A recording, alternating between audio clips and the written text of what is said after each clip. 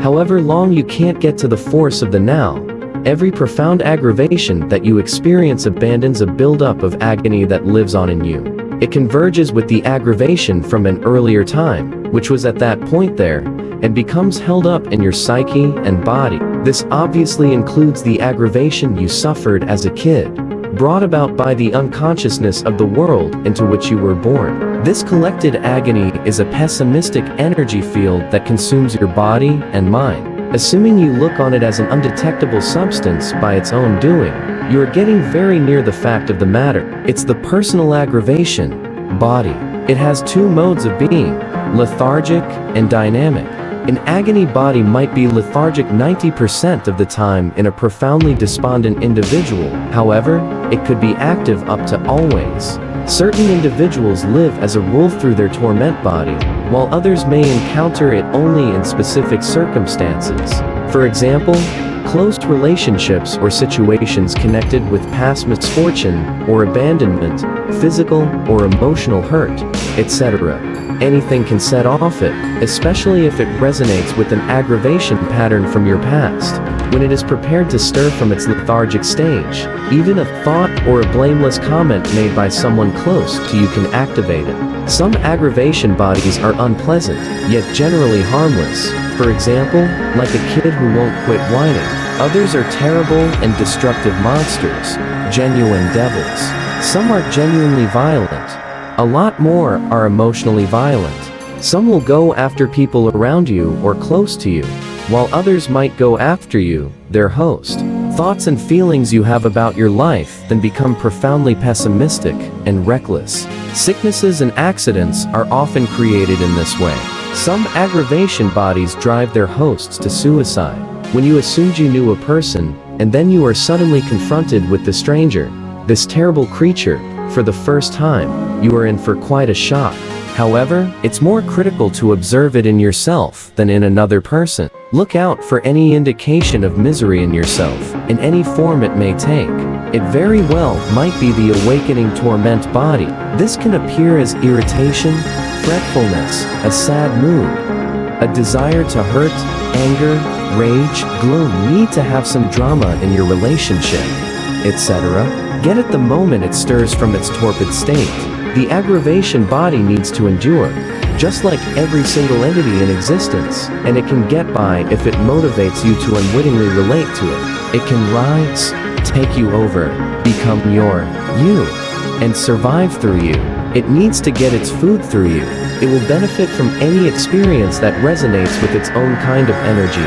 Anything that creates further torment in any form: anger, threat, disdain, distress, profound drama, violence, and even disease. So the agony body, when it has taken you over, will cause a situation in your life that reflects back its own energy frequency for it to benefit from. Pain can benefit from pain. It can't benefit from bliss. It finds it quite unpalatable. Once the torment body has taken you over, you want more pain. You become a victim or a culprit. You want to cause pain, or you want to suffer pain, or both. There isn't much difference between the two. You are not aware of this, obviously, and will passionately claim that you don't want pain. But look carefully, and you will observe that your thinking and behavior are designed to keep the agony going for you and others. Assuming you were truly aware of it, the pattern would disintegrate. For to want more pain is craziness, and nobody is deliberately crazy. The torment body, which is the dark shadow projected by the self-ego, is really scared of the radiance of your consciousness. It fears being figured out. Its survival depends on your oblivious identification with it, as well as on your unconscious anxiety about facing the agony that lives in you.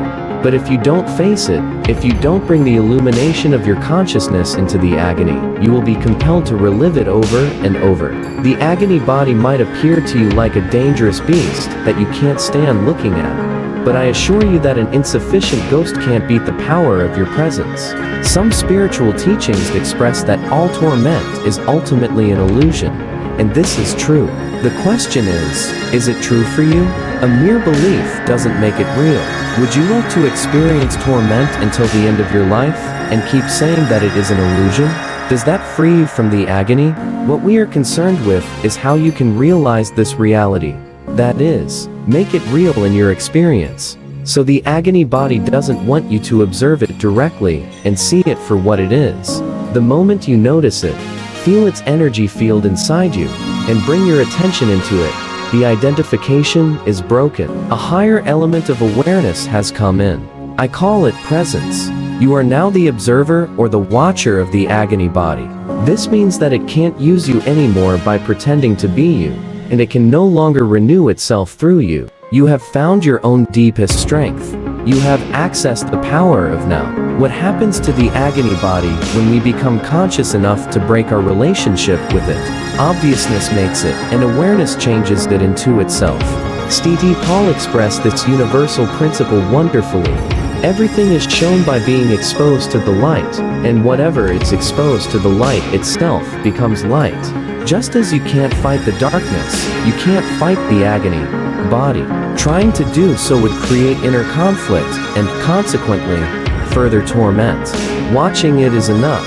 Watching it implies accepting it as a part of what is.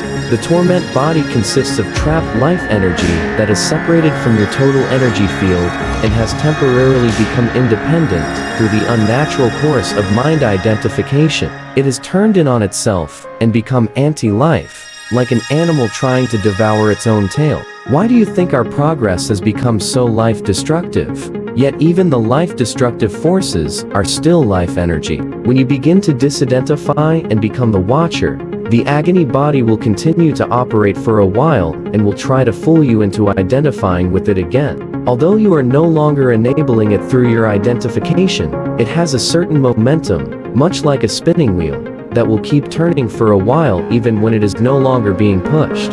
At this stage, it may also create physical aches and pains in different parts of the body, but they won't last. Stay present. Stay conscious. Be the ever-alert guardian of your inner space. You must be sufficiently present to be able to watch the agony body directly and feel its energy. It then has no control over your thinking. The moment your thinking is aligned with the energy field of the agony body, you are identified with it and again feeding it with your thoughts. For example, if anger is the predominant energy vibration of the agony body, and you think angry thoughts, dwelling on how someone treated you or how you will treat that person, then you have become oblivious, and the torment body has become you. Where there is anger, there is always pain underneath. Or when a dark mood comes upon you, and you start getting into a pessimistic mind pattern, and thinking how ghastly your life is, your thinking has become aligned with the agony body, and you have become oblivious and defenseless against the agony body's attack. Oblivious, the way I use the word here, means to be identified with some mental or emotional pattern. It implies a total absence of the watcher. Supported conscious attention cuts off the connection between the agony body and your thoughts, and brings about the process of transformation. Perhaps the agony becomes fuel for the fire of your awareness, which then burns all the more brightly as a result. This is the esoteric meaning of the old art of alchemy, the transformation of base metal into gold, of suffering into consciousness. The split within is healed, and you become whole again. Your obligation, then, is not to create further torment. Let me summarize the process. Focus attention on the feeling inside you. Know that it is the agony body. Accept that it is there. Don't think about it. Don't let the feeling turn into thinking. Don't judge or analyze. Don't make an identity for yourself out of it. Stay present and continue to be the observer of what's happening inside you. Become aware of not only the emotional pain, but also the one who observes, the silent watcher. This is the power of the now, the power of your own conscious presence. Then see what happens. Right now, let me just say this. If you can stay alert and present at that time and watch whatever you feel within, rather than be taken over by it, it affords a chance for the most powerful spiritual practice, and a rapid transformation of all past agony becomes possible. In conclusion, in essence, the passage highlights the importance of being present and conscious to overcome the lingering pain and negative energy fields that reside within us. The agony body, which accumulates and manifests as both physical and emotional pain, thrives on our unconscious identification with it. By becoming the observer and accepting its presence without judgment of identification, and allow the light of our consciousness to transform this process not only from our pain body, but also heals the inner split and makes us whole again. Through focused attention and presence, we can harness the power of the now to bring about profound personal transformation and liberation from suffering.